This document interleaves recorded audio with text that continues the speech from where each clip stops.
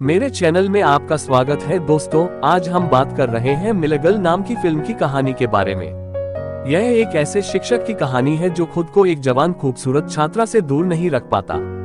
तो चलिए बिना समय बर्बाद किए व्याख्या शुरू करते हैं। कहानी की शुरुआत काइरो नाम की एक लड़की से हुई जिसके माता पिता दूसरे देश में रहते थे। काइरो एक सुनसान घर में अकेली रहती है जहाँ लिखना उसका शौक बन गया। जंगलों से गुजरते हुए काइरो एक क्लास में पहुंची जहां उसकी मुलाकात जोनाथन मिले से हुई। जोनाथन एक अधेड़ उम्र का आदमी है जो एक सफल लेखक नहीं बन सका, इसलिए वह एक शिक्षक बन गया। जब काइरो जोनाथन की क्लास में आई तो उसने उसे सिलेबस में दी गई कुछ किताबें पढ़ने को कहा, लेकिन काइरो ने पहले ही वो सारी किताबें पढ़ ली थी। तभी वहां विनी नाम की एक और लड़की आई जो न सिर्फ इस क्लास की छात्रा है बल्कि काइरो की अच्छी दोस्त भी है। वे दोनों कुछ खाने के लिए बाहर गए। जोनाथन ने काइरो स्टफ में एक एडल्ट बुक देखी। जोनाथन का दोस्त बोरिस भी यहाँ अपनी कॉफी लाने आता है। उसने जोनाथन से किताब ली और पढ़ना शुरू कर दिया। बोरिस और जोनाथन दोनों एक किताब की कॉपी देखकर दंग रह गए। जोनाथन द्वारा लिखित। जोनाथन की पत्नी बीट्राइस रात में व्यस्त रहती है। उसका ध्यान आकर्षित करने के लिए जोनाथन उसे बताता है कि आज क्लास में एक छात्र मेरी किताब पढ़ रहा था। तभी बीट्राइस को दोस्त एमी का फोन आता है, लेकिन कॉल के बाद बीट्राइस और जोनाथन साथ में शराब पीते हैं। जैसे ही वे करीब आए, बीट्राइस को फिर से फोन आया और जोनाथन निराश हो जाता है। अगले दिन वह ये सब बोरिस को बताता है और बोरिस उसका मजाक उड़ाने लगता है। फिर वे दोनों काइरो को देखते हैं जो जंगल से आ रही है। पिछली रात से असंतुष्ट जोनाथन उसे बहुत ध्यान से देख रहा था। उसने काइरो से पूछा, क्या तुम्हें जंगल से आने में डर नहीं लगता? काइरो का जवाब था कि मैं उन जंगलों में सबसे डरावनी चीज हूँ। ये सुनकर जोनाथन हंसने लगा। स्कूल में विनी अपनी किताबें गिरा देती है। बोरिस जानता था कि उसने ऐसा जानबूझकर किया है, इसलिए उसने विनी से पूछा, बताओ तुम क्या चाहती हो? विनी जानबूझकर बोरिस को चिढ़ा रही थी। काइरो ने भी ये देखा। उसने उससे कहा कि तुम बिल्कुल पागल हो। फिर वे दोनों काइरो के घर गए। काइरो अपने कॉलेज एडमिशन के एक सवाल से परेशान थी जिसमें उसे अपने जीवन की सबसे बड़ी उपलब्धि के बारे में बताना था। उन दोनों ने बहुत सी चीजों पर चर्चा की, लेकिन उनमें से कोई भी अनोखी नहीं थी। फिर विनी ने कहा कि तुम्हारा अपने टीचर के साथ अफेयर है और फिर उसके बारे में कुछ लिखो। काइरो ने कहा कि जोनाथन मुझसे 20 साल बड़ा है, लेकिन विनी उसे समझाती रही, कहती रही कि अब ये सब सामान्य है और जोनाथन एक अच्छा सज्जन व्यक्ति भी था। काइरो के लिए पहली बार बिल्कुल सही। जब उसने काइरो के सामने जोनाथन के बारे में बात करना शुरू किया, वह काइरो को क्लास में कैसे देखता है। काइरो को ये सब सुनकर शर्म आ रही थी। जोनाथन में उसकी दिलचस्पी बढ़ गई। अगले दिन से ही काइरो जोनाथन को घूरने लगी। जोनाथन उसके पास आता है और उसे क्लास के बाद मुझसे मिलने के लिए कहता है। क्लास के बाद जोनाथन बोरिस को डिनर पर आमंत्रित करता है। बोरिस डांस स्टेप करते हुए वहां से चला जाता है। उसके जाने के बाद जोनाथन उस स्टेप को ट्राई करने लगता है और फिर काइरो वहां आ जाती है। वे दोनों हंसते हैं और इस बात को एक तरफ रख देते हैं। जोनाथन काइरो द्वारा लिखे गए एक पैराग्राफ से इतना प्रभावित हुआ कि उसे वह पूरा पद्यांश याद है। काइरो ने भी देखा कि उसने उसके पैराग्राफ पर ध्यान दिया है और वह खुश है। जोनाथन चाहता था कि काइरो अपने पसंदीदा लेखक की शैली में एक छोटी कहानी लिखे। अगर वह ऐसा करती है तो जोनाथन उसे मिड टर्म में पूरे अंक देगा। काइरो तुरंत सहमत हो गई। उसने जोनाथन से कहा कि मैंने भी आपकी किताब पढ़ी है। काइरो को भी जोनाथन की तरह अपनी किताब की कई पंक्तियां पद्यांश में याद थीं। जोनाथन भी ये देखकर प्रभावित हुआ। उसने काइरो को इस सप्ताहांत एक जगह आमंत्रित किया जहां वह उसके असाइनमेंट के बारे में चर्चा करेगा।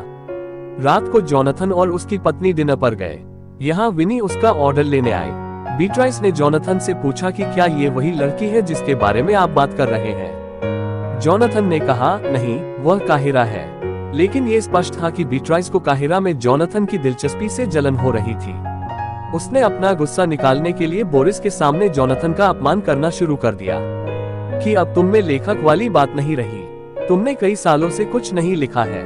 आप तो बस एक साधारण शिक्षक हैं। वीकेंड पर काइरो जोनाथन द्वारा बताई गई जगह पर गई। जोनाथन उसके पीछे गया और उसके बगल में बैठ गया।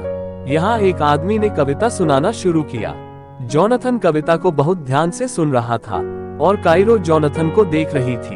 कविता के बाद काइरो बाहर आए और सिगरेट जलाए। जोनाथन भी उसके साथ सिगरेट शेयर करने लगा। अगले दिन काइरो हॉट ड्रेस पहनकर जोनाथन के सामने आए। जब बोरिस ने इस बारे में पूछा तो काइरो ने कुछ नहीं कहा। जब बोरिस वहां से चला गया तो काइरो जोनाथन से बात करने लगी। वे करीब आ रहे थे। क्लास में जाते समय जोनाथन को अपनी पत्नी का संदेश मिला, कहीं बाहर जाने के बारे में। क्लास में काइरो जोनाथन को अपने पसंदीदा लेखक के बारे में बताती है, जिसकी शैली में वह कहानी लिखेगी। जोनाथन को घर जाने की जल्दी थी, इसलिए उसने जल्दी में हाँ कर दी। उसके जाने के बाद विनी जोनाथन की टेबल पर चढ़ गई और काइरो को चिढ़ाने लगी। तभी बोरिस जोनाथन से मिलने आया। विनी बोरिस को चिढ़ाने लगी। उसने उसका फोन अपने कपड़ों में रख लिया, लेकिन यहाँ काइरो को उसका फोन नहीं मिल रहा था। दूसरी तरफ जोनाथन की अपनी पत्नी के साथ जाने की योजना रद्द हो गई, क्योंकि वह अपने काम में व्यस्त थी। तभी जोनाथन को काहिरा से फोन आया। दरअसल जोनाथन गलती से काहिरा का फोन अपने बैग में ले आया था। जोनाथन और उसकी पत्नी की योजना पहले ही रद्द हो चुकी थी, इसलिए जोनाथन काइरो को फोन देने के लिए चला गया। जब वो काइरो के घर के बाहर पहुंचा तो वहां बारिश होने लगी और काइरो एक पतली ड्रेस में जोनाथन के पास आए।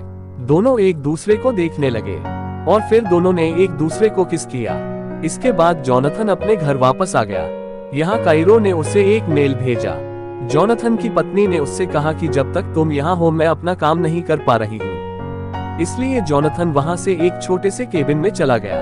यहाँ जोनाथन ने काइरो द्वारा भेजी गई कहानी को प्रिंट किया। उसने उसे पढ़ना शुरू किया। ये एक एडल्ट स्टोरी थी।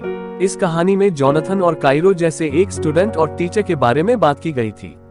जोनाथन उत्साहित हो गया। उसने अपनी पैंट उतार दी, लेकिन अगले दिन सब कुछ बदल जाता है। जोनाथन काइरो को पहले की तरह कॉल नहीं करता। काइरो ने उससे पूछा क्या हुआ। जोनाथन ने कहा कि उसे उसकी कहानी बिल्कुल पसंद नहीं, हम सिर्फ एक शिक्षक और एक छात्र हैं और कुछ नहीं। ये सुनकर काइरो का दिल टूट गया। जोनाथन ने उससे कहा कि या तो इसे फिर से लिखो या मैं तुम्हें मिड टर्म में फेल कर दूंगा। काइरो को और भी गुस्सा आया। उसने कहा कि मेरी कहानी एकदम सही है, तुम्हें बस इस बात का डर है कि मैंने वह लिख दिया जो तुम नहीं लिख सके। जोनाथन को नीचा दिखाने के लिए काइरो ने उसे एक आम लेखक कहा। उसने कहा कि अगर तुम में हिम्मत है तो मुझे अभी फेल कर दो। काइरो रोती हुई घर चली गई। वह विनी के साथ शराब पीने लगी। दूसरी ओर जोनाथन के चेहरे पर स्पष्ट रूप से तनाव था। जोनाथन की पत्नी ने उससे पूछा कि क्या हुआ। जोनाथन ने उसे काइरो की लिखी कहानी के बारे में बताया। कहानी सुनकर वह भी उत्साहित हो गई, लेकिन जैसे ही वे कुछ कर पाते बोरिस वहां आ गया। जोनाथन फिर से निराश हो गया। दूसरी ओर काइरो और विनी बात कर रहे थे। बोरिस का ध्यान आकर्षित करने के लिए काइरो ने एक फैसला किया। दोनों ने अपने कपड़े उतार दिए। वे दोनों करीब आ गए। उन्होंने बोरिस को अपनी तस्वीरें भेजी। जैसे ही बोरिस ने ये देखा, वो जोनाथन के घर से चला गया। तभी जोनाथन की पत्नी को जोनाथन के स्कूल से फोन आया। पूरे स्कूल को जोनाथन और काइरो के अफेयर के बारे में पता चल चुका था। ये सुनकर उसकी पत्नी हैरान रह गई। उसने जोनाथन से पूछा कि एक छात्र की लिखी कहानी की वजह से ये सब क्यों हो रहा है। उसने जोनाथन से पूछा, क्या तुम्हारे और उस लड़की के बीच कुछ और भी हुआ था। जोनाथन ने मना कर दिया। अगले दिन काइरो क्लास में नहीं आई। वह वाइस प्रिंसिपल के ऑफिस में थी। वाइस प्रिंसिपल ने काइरो और जोनाथन दोनों से पूछा क्या चल रहा है। काइरो ने उसे सब बता दिया। जोनाथन ने मुझे पहले ही मिड टर्म असाइनमेंट दे दिया था। हम साथ में सिगरेट पीते हैं। हम स्कूल के बाहर भी मिले, लेकिन जब जोनाथन की बारी आई तो वह सवालों के जवाब देने में झिझक रहा था। उसकी झिझक देखकर वाइस प्रिंसिपल को सब समझ में आ गया और उसने जोनाथन को नौकरी से सस्पेंड कर दिया। ऑफिस के बाहर बोरिस ने जोनाथन को समझाया कि तुम्हें अपनी हदें देखनी चाहिए थी और अब हदें पार करने की वजह से तुम्हारी ऐसी हालत हो गई है। बोरिस वहां से चला गया। घर आकर जब जोनाथन ने अपनी पत्नी को बताया कि उसे नौकरी से निकाल दिया गया है, उसकी पत्नी को उस पर शक होने लगा। उसने उससे फिर पूछा, क्या तुम दोनों के बीच कुछ हुआ था। लड़ाई इतनी आगे बढ़ गई कि जोनाथन की पत्नी ने उसे तलाक देने का फैसला कर लिया। दूसरी तरफ विनी काइरो से मिलती है। उसने कहा कि तुमने जो किया उसकी वजह से जोनाथन को अपनी नौकरी से हाथ धोना पड़ा, लेकिन अब काइरो को इस